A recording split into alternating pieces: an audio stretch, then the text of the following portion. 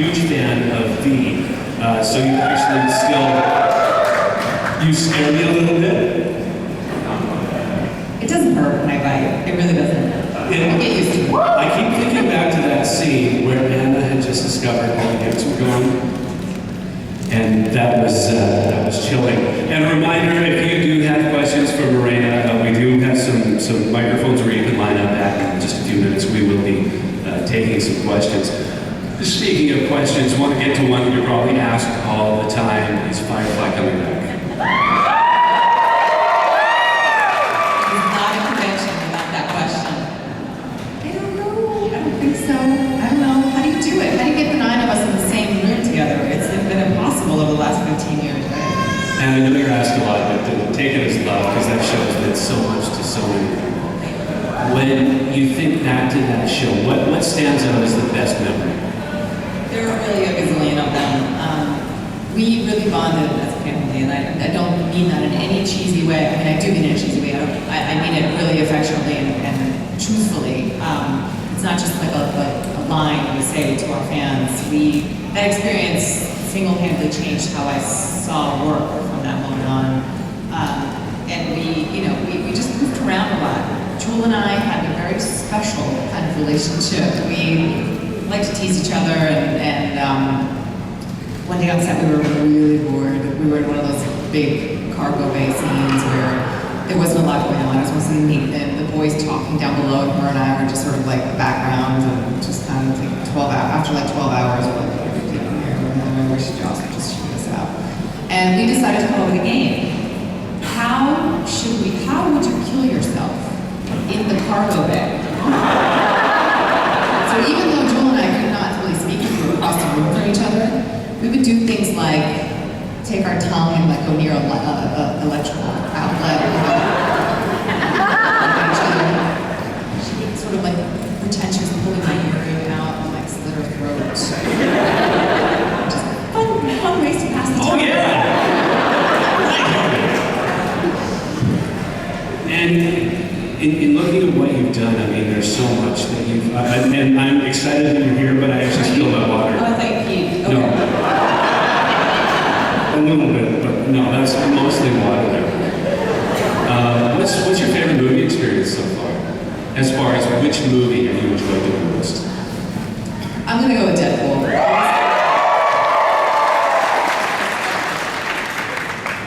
I saw it and I loved it. I think most people have absolutely loved it. Can we get another hand?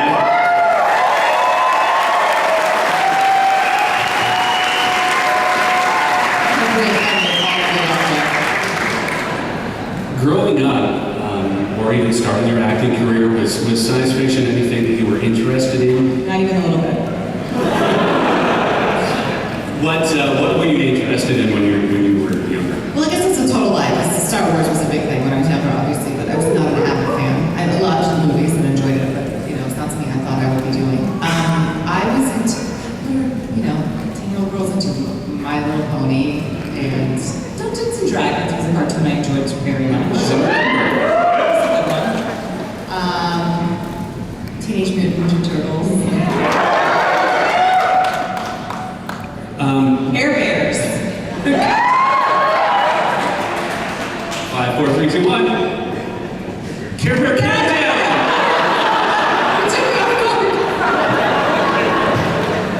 This has been awkward. Thank you very much. Would you like to some more water?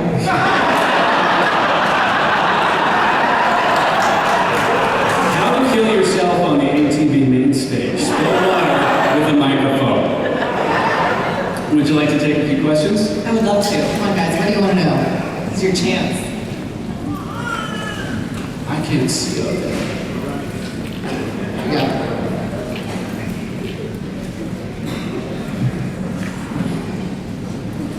Hi. Are you as bitter as Nathan Fillion is about Firefly ending? Nobody's as bitter as Nathan Fillion. I hope you. And another, what advice do you have for young actors? Make sure it's really what you want to do, because it is not easy. And just, learn hone your craft, study, work hard, practice, get as much information as you can, watch people you love doing their thing, and just go for it. And the young lady, you're in costume today.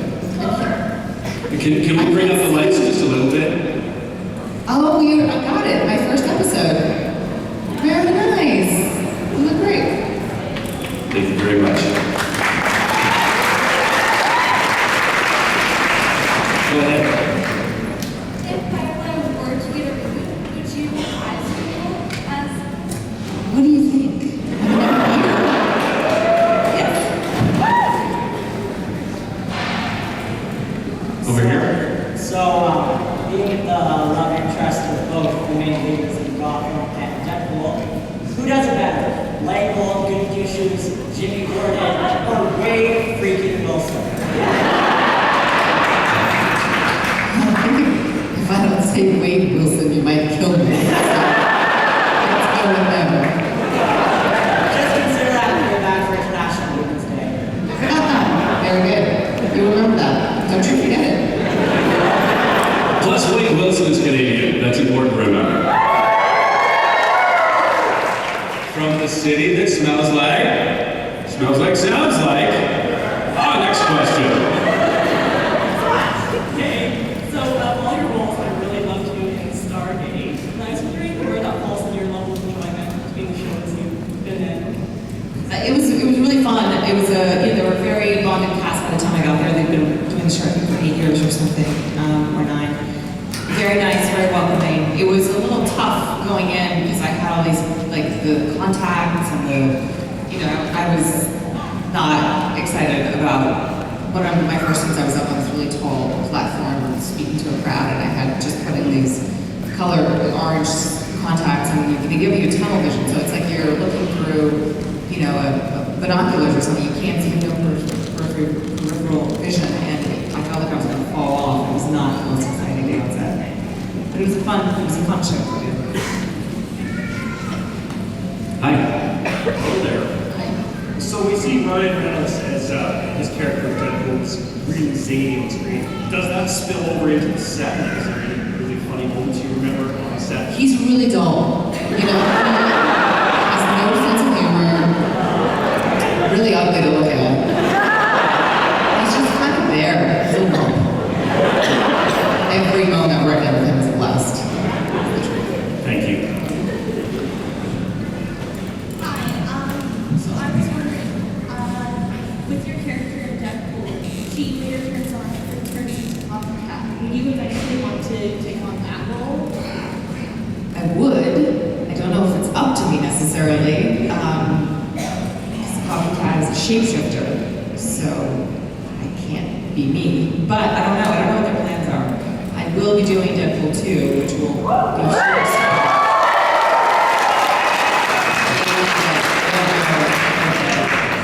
short. Thank you. Hi there, Ken, can I do any comment? I see that. Shameless plug, what can I say? Batman is iconic, the universe round. Did you ever imagine that Gotham would become a big hit as it has? Did any of the cast imagine? I came into it a few episodes in. It was already a very big hit when I came into the show, so yes. But I mean, to me, it sounded like a no-brainer when I heard about the show and what they were doing. That sounded really, really exciting to me. The world of Gotham, the world of Batman, pre-Batman, is definitely something I could get into. Trying to see the origins of the villains and the heroes. I'm fascinated by the show. Oh, so am I. I think everyone here is. Thank you very much. Thank you. Hi. After the ring hop scene in Deadpool, I'm Did you watch Deadpool? I'm 13. Okay. I don't look like her, but I am.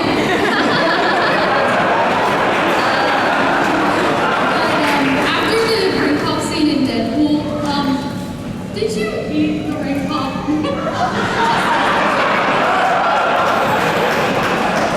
No. I love Ryan, but not that much.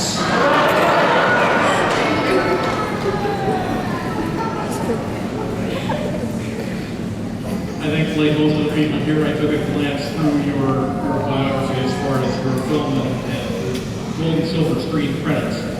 I'm curious, what would you say is the biggest difference between shooting shows for television compared to filming movies on the big screen? You know, doing a television show, you get to do something more long-term. So it's really fun to, hopefully long-term. You don't always get to do it for, sometimes it gets canceled, but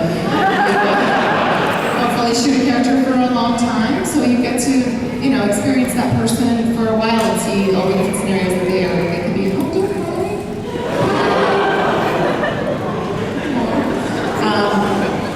I'm probably offended her. But the beauty of a movie is you know you've got a set amount of time and you know the journey you're on. You can really prepare, and it's a limited amount of time, so you can really go for it. And sometimes you just can spend a little bit more time on each thing.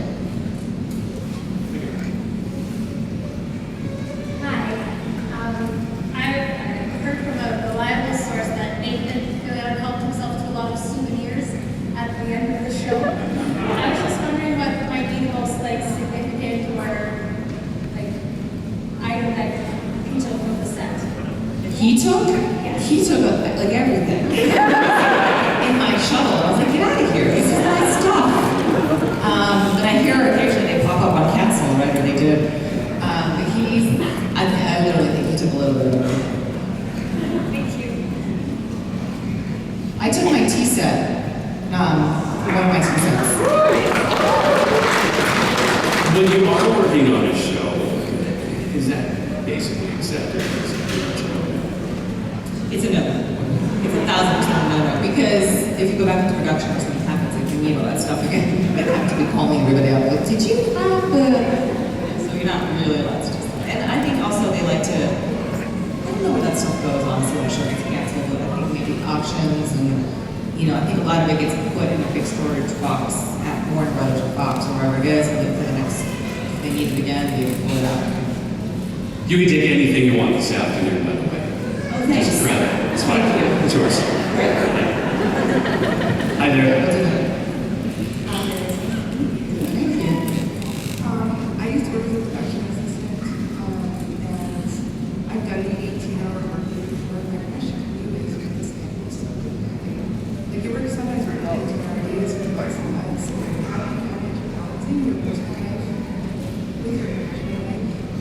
I think that nobody really has it harder than the crew, to be honest with you, because you guys are there every single day, and luckily, you know, unless you are the very sole lead of the show, which is rare that that happens, you do have a day off here and there. So it helps on those days off to be able to decompress and spend time with your family, but it's very taxing. And the hardest part, I think, about the job is the, you know, not knowing, right? Not knowing what days are going to be long days, what days are going to be short days, but you sort of just have to roll with it. But, you know, I'm very lucky where I get to decide, you know, is this job I weigh it always up against my family.